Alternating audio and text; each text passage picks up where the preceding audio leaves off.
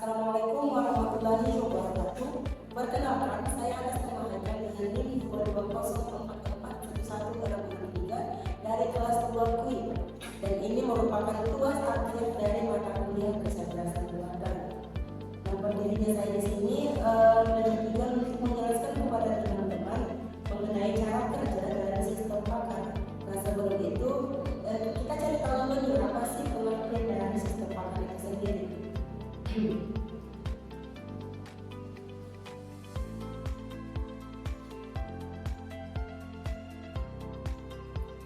Sistem pakar merupakan suatu program komputer atau sistem informasi yang mengandung beberapa pengetahuan dari satu atau lebih pakar manusia terkait suatu bidang yang cenderung spesifik.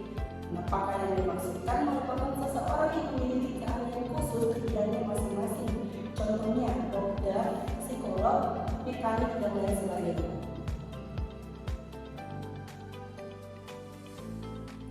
Sistem pakar memiliki kemampuan untuk merekomendasikan rangkaian tindakan atau behavior pengguna untuk dapat menjalankan sistem koreksi yang tepat dan akurat, di mana sistem ini juga memanfaatkan kapabilitas proses penalaran untuk dapat mencapai hasil kesimpulan berdasarkan data dan fakta yang ada.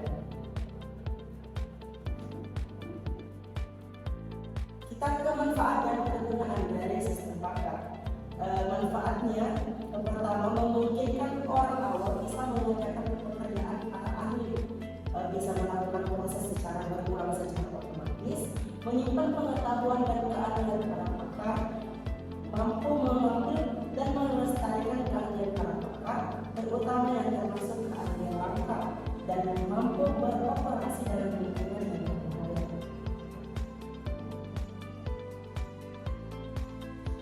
Lanjut ke metode sistem pakar. Terdapat beberapa metode dari sistem pakar itu sendiri, di antaranya ada AHP atau bahasa kerennya Analytical Hierarchy Process, ada juga Brute First Search, ada juga BFS atau Best First Search, dan DFS First Search, serta penelusuran ke depan atau forward chaining, dan ada juga penelusuran ke belakang atau backward chaining.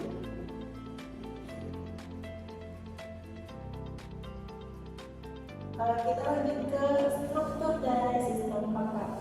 Nah, untuk strukturnya juga terdapat beberapa rangkaian. Yang pertama ada user interface atau antar pengguna, ada juga basis data, ada juga knowledge acquisition atau akuisisi pengetahuan, ada reference engine atau mesin atau motor inference, dan workplace atau blackboard, dan fasilitas penjelasan.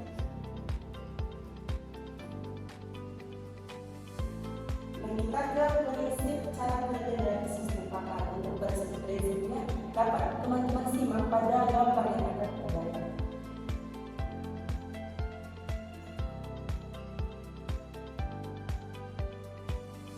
Nah, kita sekarang sudah ada di cara kerjanya. Cara kerja umum dari sistem pakar dan kecerdasan buatan melibatkan beberapa tahapan berikut. Yang pertama, akuisisi pengetahuan. Tahap awal dari pengembangan sistem pakar adalah mendapatkan pengetahuan dari pakar manusia dalam bidang yang relevan. Pengetahuan ini dapat diperoleh melalui wawancara dengan pakar, studi literatur, atau pengamatan langsung terhadap pakar saat bekerja. Kedua, cara kerja kedua adalah presentasi pengetahuan. Setelah pengetahuan diperoleh, langkah selanjutnya adalah mempresentasikannya dalam bentuk yang dapat dimengerti oleh sistem komputer. Representasi pengetahuan ini dapat menggunakan struktur data seperti aturan produksi atau event, pola keputusan, jaringan sistematik, atau model matematika lainnya. Tahap selanjutnya yaitu mesin inference. Tahap ini melibatkan pengetahuan yang telah dipresentasikan untuk melakukan inferensi atau pemrosesan logika. Sistem pakar akan menggunakan aturan yang ada dan melakukan pencocokan pola antara masalah yang diberikan dengan pengetahuan yang dimiliki untuk menghasilkan solusi atau kesimpulan. pengetahuan merupakan komponen utama dalam sistem pakar yang menyimpan dan mengelola pengetahuan yang diperoleh. Basis pengetahuan ini berisi aturan, fakta, dan pengetahuan lainnya yang digunakan oleh sistem pakar dalam proses verifikasi. Tahap selanjutnya adalah antarmuka pengguna. Sistem pakar biasanya memiliki antarmuka pengguna yang memungkinkan pengguna berinteraksi dengan sistem. Antarmuka ini dapat berupa tampilan teks sederhana, antarmuka grafis, atau bahkan antarmuka suara yang menggunakan pemrosesan bahasa alami. Lanjut, ada yang namanya justifikasi. Selain memberikan solusi atau jawaban, sistem pakar juga harus dapat memberikan justifikasi atau penjelasan mengapa suatu solusi atau kesimpulan dihasilkan. Ini memungkinkan pengguna atau pengguna lain memahami alasan dibalik rekomendasi dan keputusan yang diberikan oleh sistem. Dan yang terakhir adalah evaluasi dan pemeliharaan. Sistem pakar perlu dievaluasi secara berkala untuk memastikan kinerjanya yang optimal.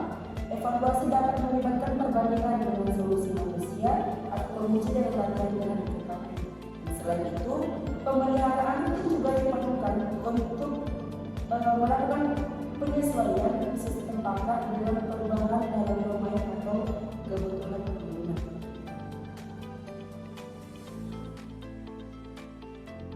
Nah, untuk contoh sistem pakar dapat kita lihat di antaranya ada CHADET atau Cancer Decision Support Tool yang digunakan untuk mendefinisi kanker pada awal.